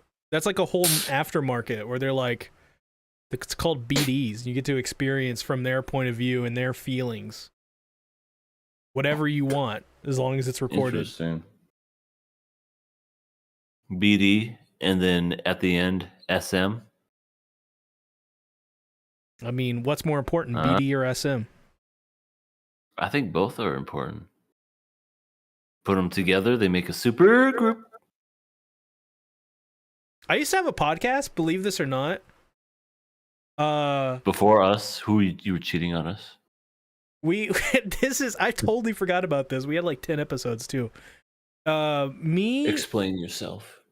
Me and my two other friends, our names are Dale, Ben, and Steven. So what we did is we did a morning podcast. We called it BDS in the morning. Jesus Christ. It's a fucking real podcast. I still have the episodes. We talked one week about Jinder Mahal winning the WWE title. Oh my god.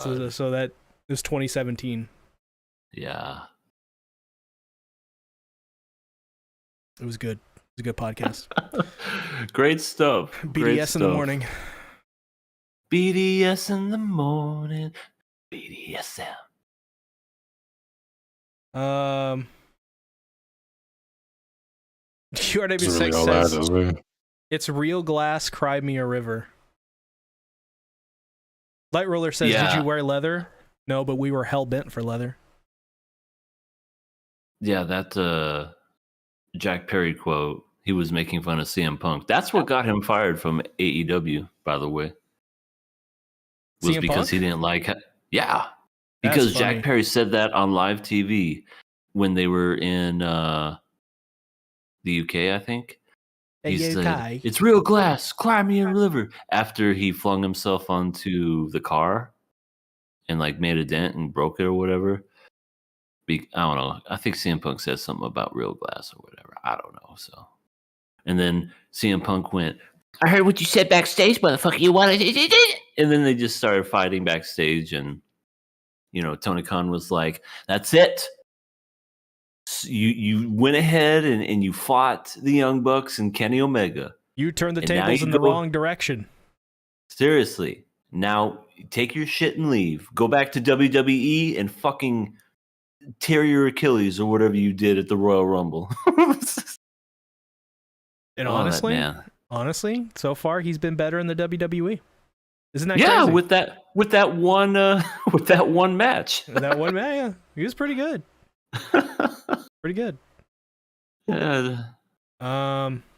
Anyways, it is now time to move on to the best show of all time. Frieren. All time? AKA all time. Pre-order MILF the show.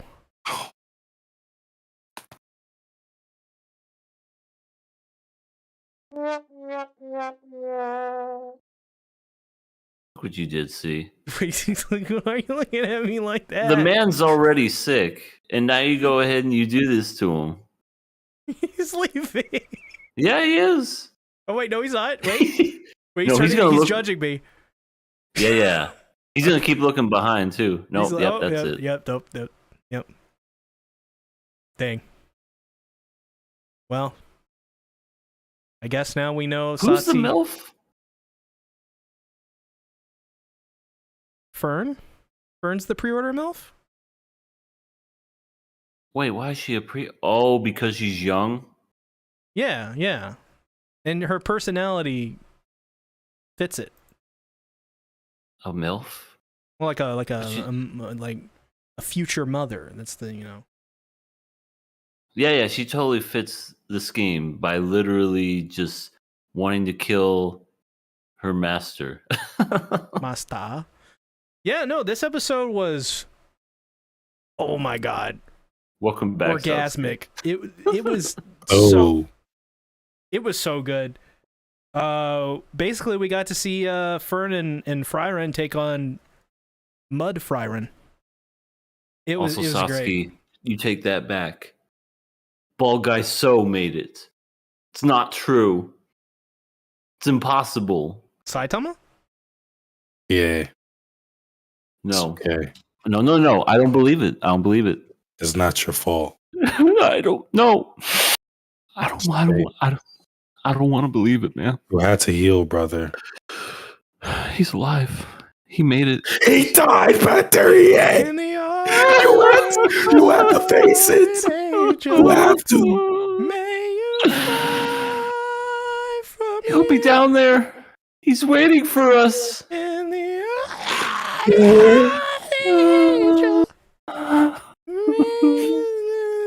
lyrics that I know. Damn it. You pull I wish it was me. the wreckage. Take me instead. Why, Bald Man? Why? In the arms of the angel. I think someone else is dying. What is that? I can't hit those notes, damn it. Not a female. I can't do it. I'm not Sarah McLachlan.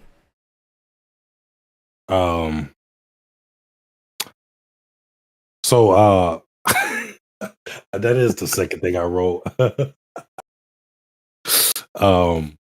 I don't know, man. His I'm hoping that he made it out.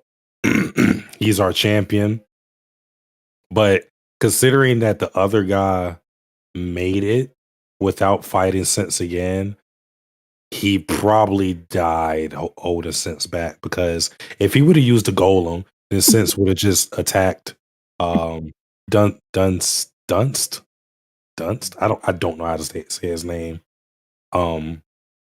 Yeah, you would think that Sense would just go after the other guy, which I just thought about that too. If Sense attacks them, like the other guys that are supposed to stay back while Frieren fights Frieren, what are they going to do against Sense? Because they cannot be Sense. They're supposed to fight the other replicas or whatever, but if Sense comes down there, they're screwed. Yeah. Because the whole goal is for them to make it into a room. They don't technically have to defeat their opponents, do they? They just have to make it from one end to the other. Yeah, they just have to make it to the bottom of the tomb. Okay, so they could totally just skip everything. They could just do a cheat code and be later. Yeah, I mean, Frieren was the Frieren replica is guarding the door for the monster that created all these replicas. So as soon as Frieren and or Fern go beyond that door, they could just destroy the replica, and that's it. Yeah. I do like how they figured out her weakness, which is basically anytime she casts a spell, she kind of like lets her guard down or whatever, and she's really bad at it, even though technically she should be great at it, which totally fits Frieren's character. It's embarrassing. Because she totally would do something like that. Like, she's so carefree in random ways. Yeah. It's one of those things to where you're so uber talented and just great in other aspects that you don't feel the need to cover a weakness like that. I'm trying to think of like what's the equivalent of this. Oh, I know one perfectly right off the top of my head. Football. Tom Brady, the GOAT, greatest of all time, can do it all. Can't catch a football. Whenever they did that Philly special, or their old version of it, it's like, yeah, oops. I wouldn't say that, just because his position doesn't like require that. I don't even know why they called that play for him, honestly. That was like, literally, I was like, what are you doing? The man's almost 40. He can't catch shit. I don't know why they drew that play up for him. I would say it's like, I was trying to think of like a basketball equivalent. Okay. It would probably be like something. Ooh. Oh, this is real easy. It's like not being like a great inbound passer or something in basketball. Like, because it has to be something to where it's not necessarily required of you, but it would be like a great skill to have. And right. It's like a basic thing. Inbounding is a basic thing that you do in basketball all the time. You know, it's also a good example of that, staying on basketball. Shaquille O'Neal. He was so fucking great at just everything. Blocking, dunking, defense, total beast. Can't shoot a free throw to save his life.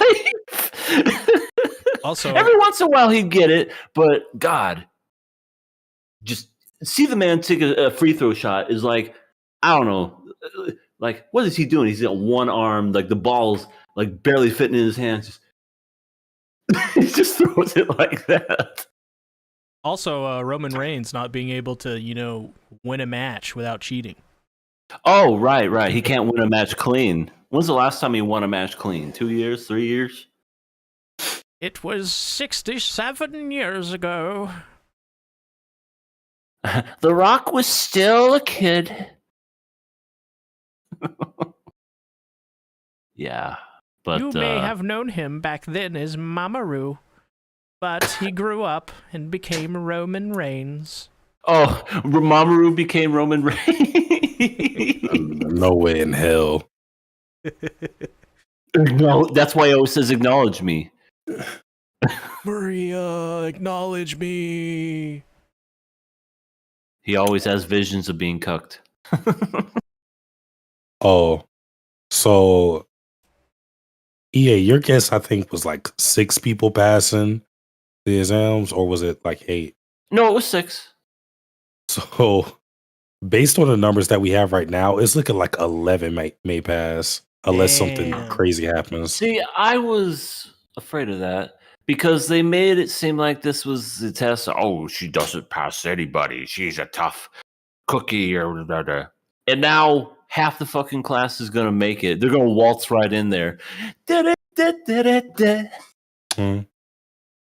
mean, that's just how it seems right now. Like something crazy could happen, but Sense is going to come up from behind. It's going to be RKO out of nowhere or something. You know, all of them are going to get it. We have we still haven't seen Tone. Tone is the one that walked in there by himself. He was when Dinkin was like, hey guys, let's work together. Tone's like, fuck you. I work alone. I'm Tone. Okay, Rebel. I don't know what happened to that guy. He's probably dead. He might be. We have Mathade, the one with the boobs and blonde hair, long blonde hair. Yeah. Longe got boobs. Yeah. Longe got a minute.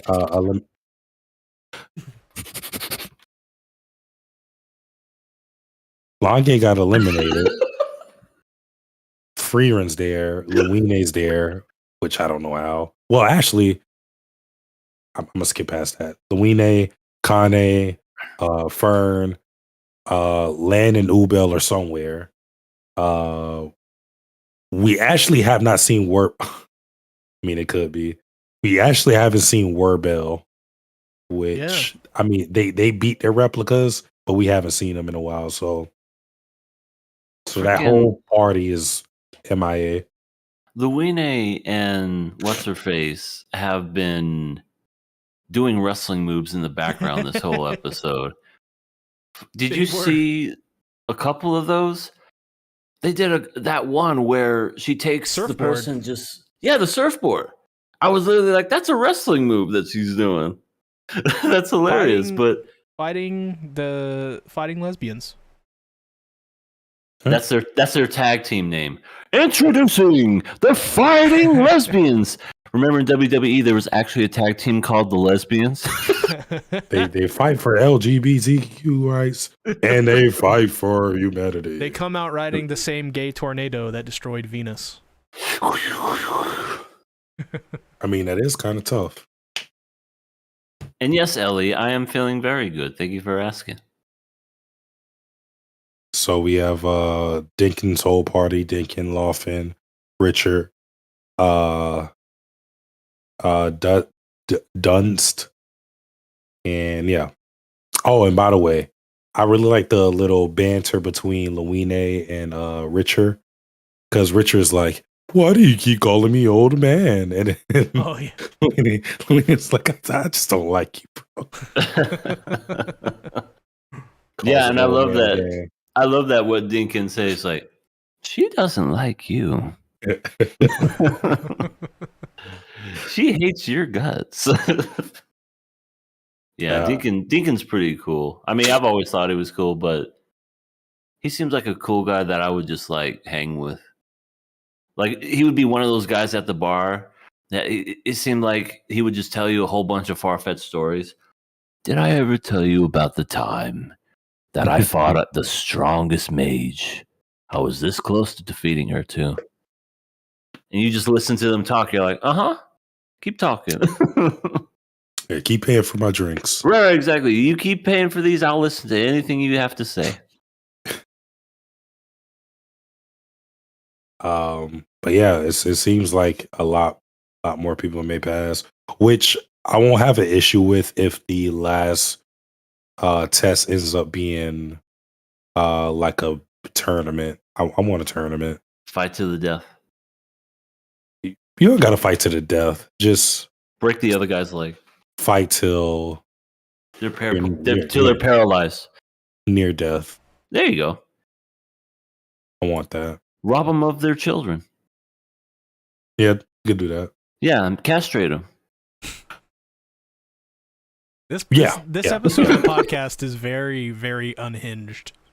What are you talking about? Except for Satsi. Satsi's like probably like, man, why did I do this? Why did I join this podcast? Richard doesn't need any kids. Also, don't you think it's a little late for him to consider that? See, we've been doing this for almost 4.5 years now. No, I think it's been 10. 5 years. It's been 5. But are you questioning that now, Sasuke? Not yet. You're like 5 years in. Sometimes I don't believe I know you. Is that like the third time we reference Family Guy? Yes, it is. It's the new Dragon Ball Z.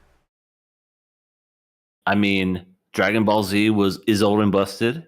Family Guy's the new hotness. Old and busted. It's not even new that hotness.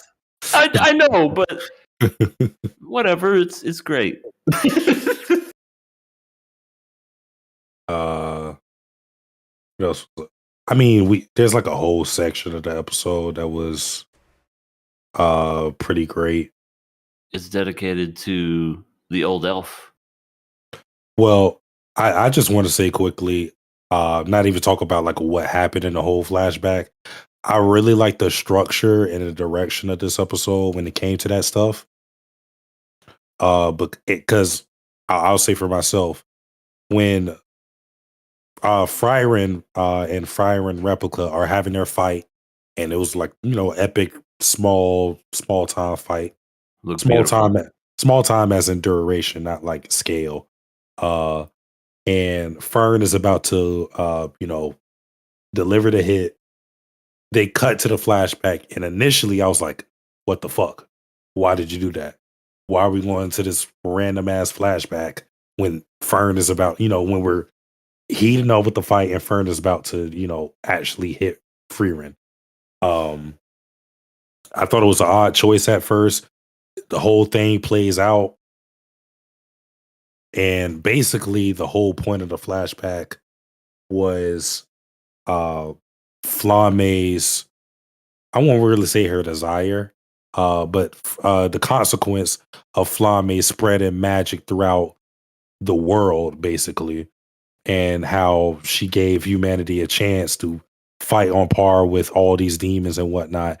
And I think it was C-Ray who said to Frieren that if you were to die, you would either die to the demon lord or you would die to a human. And then they cut back to Fern hitting her with that attack. Ooh. And the music. Beautiful. Music that was in a great that choice. moment. Ooh. Dude, the score for this, I swear to God, they better fucking release this score on vinyl. It's a truly great score. I vote for 8-track. Yeah, 8-track. Put it on a reel-to-reel tape. I want cassette. I want mono vinyl. I want gramophone record. Yeah, gramophone. I want a shellac record. The literal aluminum and just the little thing. I want it on goddamn paper, okay? That's where I want it. I want it on musical fucking You want music notes. sheets? I want music sheets of every arrangement, and I want to listen to it in my head. God damn it. Damn. It's pretty hardcore. I want it on stone tablets. Okay? I want it on a cave wall. You want it on a cave wall while you can imagine in your head the cave people just going, ooh. Ooga chaka, ooga, ooga. I can't stop this feeling deep inside of me. Okay. But no, that was a really good scene. I thought the exact same thing you did, Sasuke. I'm like, why are we doing a flashback now when there's a fight? But it is just done in a way where it just makes the flashback that much more impactful, especially with you'll either die by the demon lord, and obviously that didn't happen because they defeated the demon lord, or another mage. And it was like, dun-dun-dun. It's like, oh shit, here's the other mage that's gonna whoop her ass. And she did. It looks like she killed her. I mean, it didn't really show the body parts or everything, but I'm pretty sure she's dead. Yeah. Pretty sure. I will say, though, because I always got to think about my agendas and my theories and whatnot. The fact that a human beat Frieren in this instance, I can't see it happening again later in this test. I still believe that Frieren isn't going to pass his test. I still believe that. But my whole thing of Ubel versus Frieren, I don't know, man. I still want it to be true. But I'm kind of wavering on that a little bit. I'ma still hang in there, but the fact that Fern already quote unquote killed Frieren, I don't know if we're going to see her getting beat again like that. So yeah, I can't see it happening twice. Like I said, unless Ubel finds a treasure chest mimic, that's the only way I see it happening. I still wanted to see that happen. I mean, yeah, sure, fine. For the show, they had Fern defeat, Frieren that way, but I wanted to see somebody go, "Hey, here's a chest, go get it," and then just throw it, and just see her just go, just run after it, and just trap her. All right, come on, guys, let's go. She's stuck. I think the issue, though, is Frieren herself even says that she could free herself from that by using attack magic pretty easy. The only reason she doesn't know is because her hair gets the way it does. Oh, yeah, frizzy. So that Frieren would have just blew the thing up immediately. And got frizzy sand hair. Yeah. Or would the hair would have just been normal? Who knows? I don't know. But yeah, good show. Good show. We have a couple more episodes left, and then we're done. I mean, we still got to talk about the whole flashback. Nope, next show. Next show. I thought it was 30 something. I'm kidding. No, it's 27. No, it's 28, I believe. Or it's some number. Hold on, let me see. Yeah, I'm checking right now. Frieren. No, I'm gonna beat you. Oh wow, it's 28. What the fuck? Yeah, we're almost done. I'm too slow. Damn. So we're definitely getting a season 2. Unless they don't renew it. Well, yeah, unless we don't get a season 2. Well, it is by Madhouse, but I can't. Yeah, I think this is getting a season 2. No, they're like the great success and everything else. Yeah, fuck it. Let's not continue it. That was fun. Yeah, let's not do that again. Yeah, let's have JC staff pick up this season. To be fair, though, that trailer for One Punch Man season 3 looks better than anything they did in season 2. It does. It does. But I'm not buying into it. I'm gonna remain pessimistic. Yeah, no, I'm waiting, but especially with what's to come in season 3, I don't think they could do it. I mean, it's not like JC Staff hasn't made a really good animated. Planet With has a really good animation. So, didn't they also do that movie for Konosuba that looked surprisingly really fucking good? Yeah, they also did that as well. It seems like when they have a budget and they're able to actually hire, really good outsource, they're pretty solid. So obviously we don't know the financial situations with One Punch Man quite yet. But when was season 2? Was that in 2019? I feel like they've had time to get everything situated, but I don't know. That's just me. I mean, we'll know. I don't know did they announce what season it's coming out? Or just they announce it straight up? I just think they showed the trailer. I don't know if they announced the date. we'll know when they announce which season it's coming out and when they announce the other anime. Because if there's like multiple anime they're covering, like they're making in that season, like they usually do, then bad juju, very bad juju. But if not, that would be something JC staff doesn't usually do and would be a good sign. So we'll see. Anyways, Ryan. So we had the whole flashback of C-Ray, Frieren, and Flamme. And Flamme gives her this last letter to C-Ray, who rudely rips it up after reading it. But the letter entails that she wants C-Ray to basically mentor a lot of humans and teach them magic the same way that she was taught magic by her. And she also explains that she spread magic or she got a magic approved nationwide, because previously magic was something that existed, of course, it's existed since forever, but it was viewed as a thing that only demons did. So humanity never studied it and never tapped into that potential. So thanks to Flamme, she spread magic throughout and gave humanity a fighting chance. And C-Ray, you could see her personality a lot in this episode, where she's just kind of indifferent to the prosperity of humanity, even though it kind of also seems that she's proud of some way of it. But to me, it seems like she just sees that it's like an inevitable thing that humanity is going to rise and rise and rise, because this flashback is 1,000 years ago. So yeah, you got to see her kind of indifferent personality, Flamme's personality too, because her whole thing wasn't to teach humanity magic because it's going to help them fight the demon lord, or that she feels is the right thing to do. She wanted people to teach, or she wanted to teach people magic for the pure joy of it.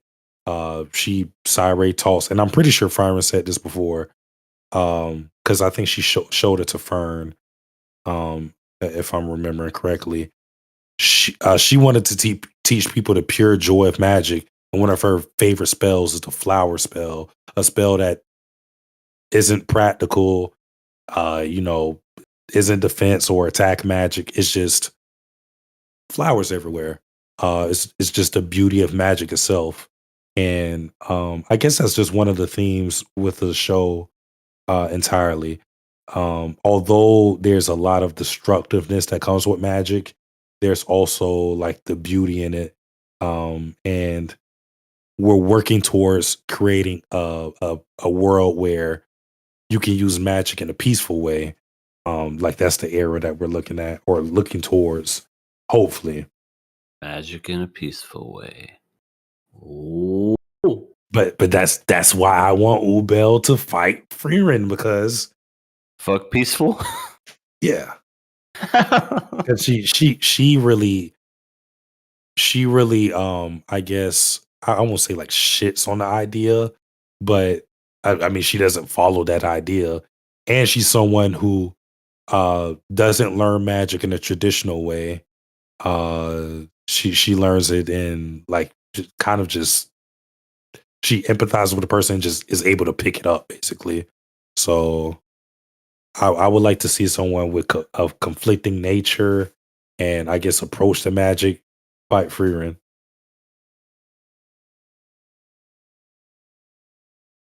It was very nice, very, very somber indeed. Not somber as in bad, but just like peaceful. And then back to the fighting and killing after the flashback. Yeah, this episode got me really excited for what's coming next. I'm super, super, super duper excited for. You super stoked, yo? I'm super stoked, yo. Like, gonna go catch some waves, man, and like, man, bro. I'm like totally I'm excited gonna because pull like down my pants, man, and I'm just gonna surf on my dick, man. I met this like new girl, you know, at like a 7-Eleven, and she had like knife ears, and I'm like, you look kind of like an elf, and she was like, I am, and I was ears. like, wow, that's so interesting. You want to go catch some gnarly waves, yo? Maybe some za after that? And she was like, what does that mean? And then she froze as if she was like entering some sort of like flashback segment or something, but like real life. And it was really weird, but she was chill. So like we're gonna go hang out later. Dude, I remember that. Oh, she was hot. Yeah, really hot, I think, bro. Did you like score with her and then she just kind of like left and came back after like 50 years? It's really weird. She was like, she was using like, you know, like my dryer, you know, and she like bent down to like get in it, and she got trapped, and she said like how it was really dark in there, and I was kind of like put off by it. So like, She went in your dryer, man? yeah, like, you know, Dude. her clothes got wet from you know, like the waves. The waves? The waves, man. Like it just came. You got her Hey. wet? No, man. No, I didn't get her wet, man. No, man. Bro, listen, man. Listen. It's a true story, man. Like, all right, tell she me, got man. stuck in my dryer, man. And I know what you're thinking, step bro and all that, but no, it wasn't like that, man. She was scared. Oh, She this was is a good she movie. was scared of the dark, man. She's scared of the dark, bro. Yeah? I had Did to she let also her, touch your drum set, man? She didn't touch my drum set, man. I had to, you know, she was for the streets, man. She was for the streets. Why not? Oh, I mean, it's just weird, you know, like, you know, being afraid of the dark when you're like, you know, a knife-eared elf that's lived 1,000 years. I just can't do it. That it's a deal breaker for me, man. Well, I guess I'm gonna go and catch some more waves, brah. Yeah, you want to go out later, man? Catch some za and some waves, man? Oh, you know I always love Za and waves, brah. Eat pizza while we're out on the waves, bro? Listen to some ska Sir. while we eat some za? And the waves? Bruh? Absolutely. Absolutely, my fine sir. I would think of nothing better. I got the new Goldfinger album. It's pretty lit. Really? Yeah. Oh, man. I love that one song. You know the one. Superman? Love that, man. Superman. What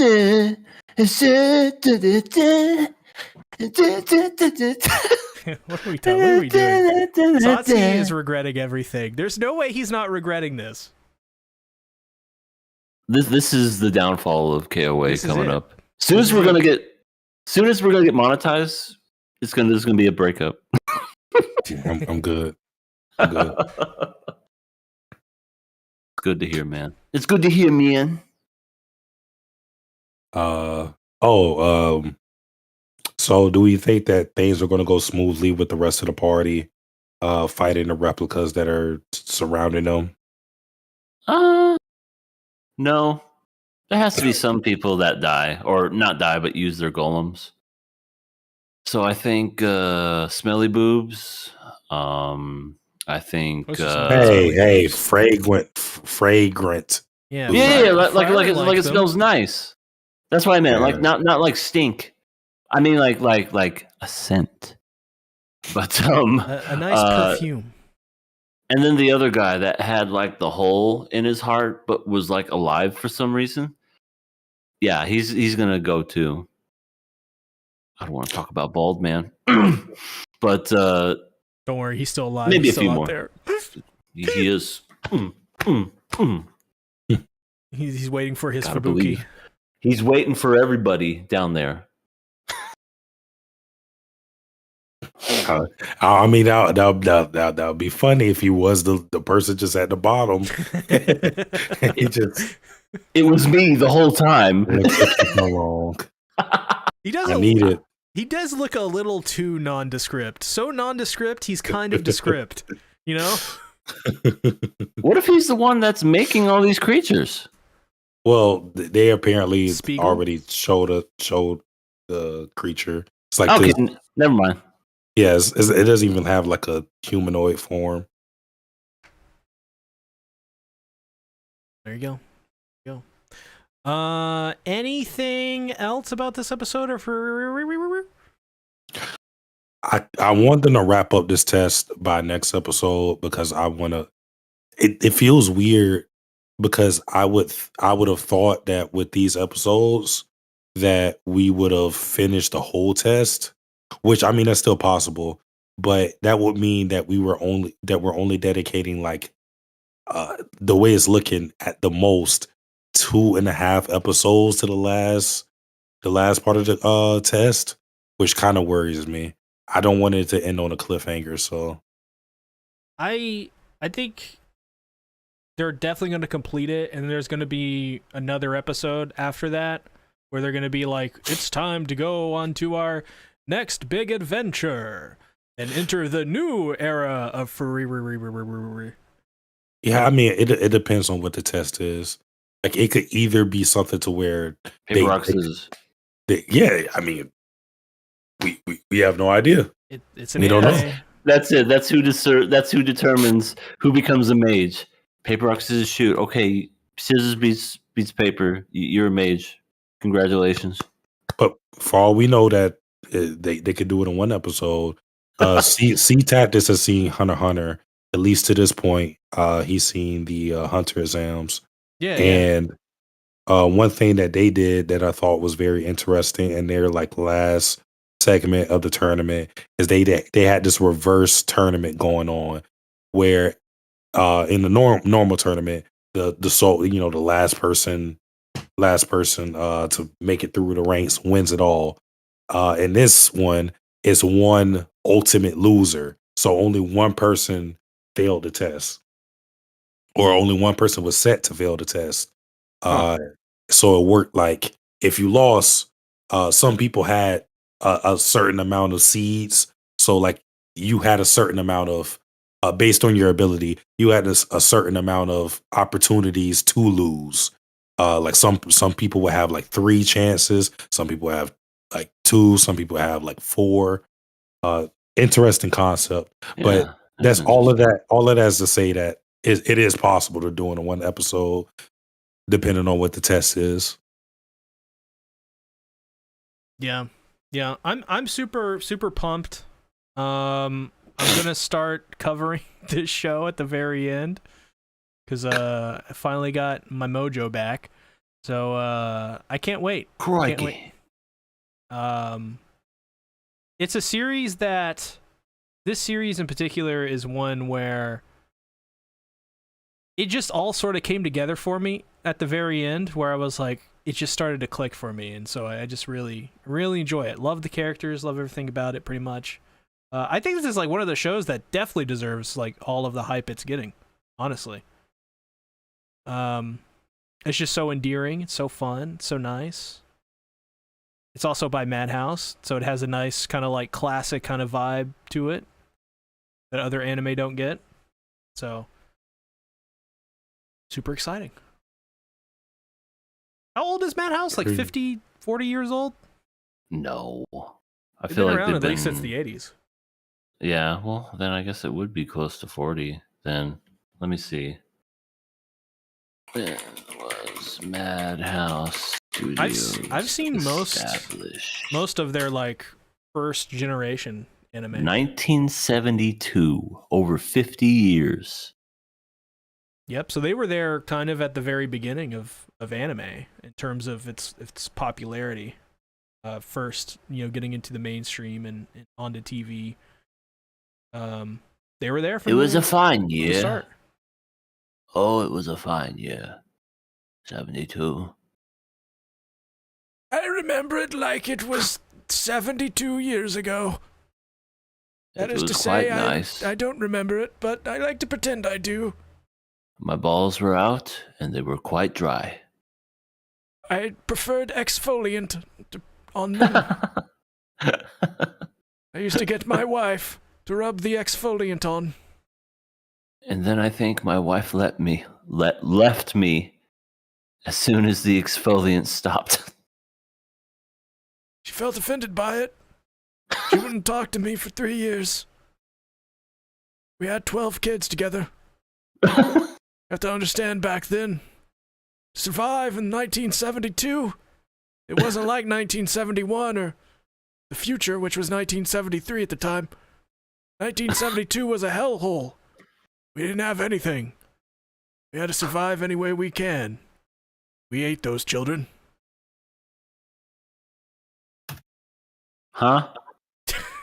I don't know what I'm saying.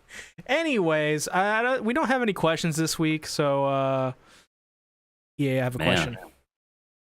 What is it, good buddy and sir, and wonderful human doogly getter? Where can they find you?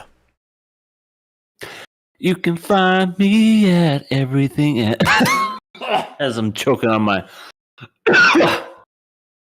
Sasuke, did you get me sick? No. Okay, good to know. You can find me at my channel, Everything Animated. I always fucking forget this. Oh, and I even forgot to tweet out the goddamn thing. I'm terrible.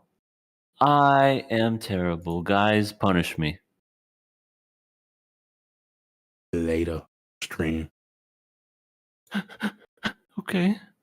I'm looking forward to it. I mean, I'm not looking forward to it. What? Anyway. You stink! I know, I'm sorry. But thank you. You know what doesn't stink? Our Patreon. Guess what, Thank you, Kobeni. Guess what, everybody? We have a brand new video that we just uploaded, special for our Patreon exclusive members. And we talk about video games. We have opinions on video games, retro, old, new, modern, future. It's pretty good. I think we did a good job. We may have said some things that we regretted, but we didn't add any of the beeps, so this is cancelable stuff. If you want to see us being canceled, become a Patreon member now. Everybody wants that. It's only $1. $1. Can't go wrong with $1. $1 make you holler. And Decrepit Storm, thank you for the nice words that you said, which was, and I quote,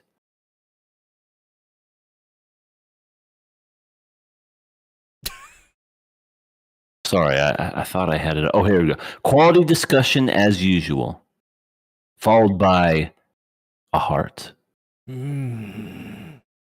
Yes, very, very good, very good indeed. The storm himself, the gay tornado, has spoken. Is Decrepit Storm the gay tornado? In my head canon, I hope so. Okay. So yeah, watch us on all that stuff. We do have a Twitter that I posted in there. Patreon, only $1. And as far as my channel goes, not a whole lot as of now, but I do have that dream. Just like Baldy being still alive. One day, EA will make a video on his channel. Just gotta keep the dream alive.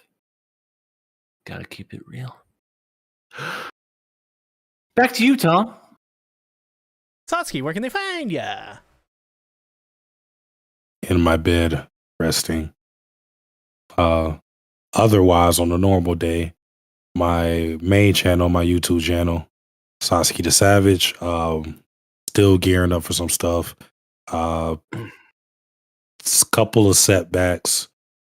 Still some things I'm going through even this week. But I'll try to get back to it as soon as possible. Twitch, probably not going to be streaming this week because of the setbacks I was referencing. But if you want to find me, Sasuke the Savage, that's with a DA. My Twitch, play a multitude of games. Rage and Loop, Your Turn to Die Next. I think that was the name of the game. Fire Emblem, still playing Danganronpa Ultra Despair Girls. And yeah, lots of other games. So that's where you can find me, and I'll be easy. Well, as for me, there's I'm active again. I'm doing stuff. I'm making things. I'm being hopefully creative. I worked on 4 or 5 videos today. I think I got a Frieren video coming out this week. We shall see. Contact a guy on Fiverr. He hasn't really gotten back to me, so I may have to edit that one myself, but that's okay. Kill him. He seems busy. Because he did that with my previous one. There was a video I sent him, he never edited it, so I think he's just really, really slammed right now, which is fine. So, Frieren video, hopefully coming out this week, tomorrow on the Bento channel. Chainsaw Man, new chapter coming out, we're definitely going to talk about it, and it's going to be big. I don't want to spoil anything, because, EA and Satsuki are not reading part 2, but, oh my god, I can't wait. It's gonna be awesome. It's gonna be huge. And then other than that, you're probably gonna start seeing more regular content starting next week again. I got a lot of stuff I'm working on, so super excited. I also have a video for the Bento channel for that's coming out this month of March on Rize from Chainsaw Man, and as well Tatsuki Fujimoto's Look Back. That script's already done, so I just need to record it and edit it and put it out. So yeah, lots of stuff going on. Super excited, and of course, still working on the shorts for KOA. Still free to do that. The only reason it hasn't come out yet is just because, yeah, I'm lazy. So. It's gonna happen soon. Can't wait. Anyways, with that being said, thanks everybody for watching. Hope you all have a good week. See you later. Bye-bye. Jenny. Later.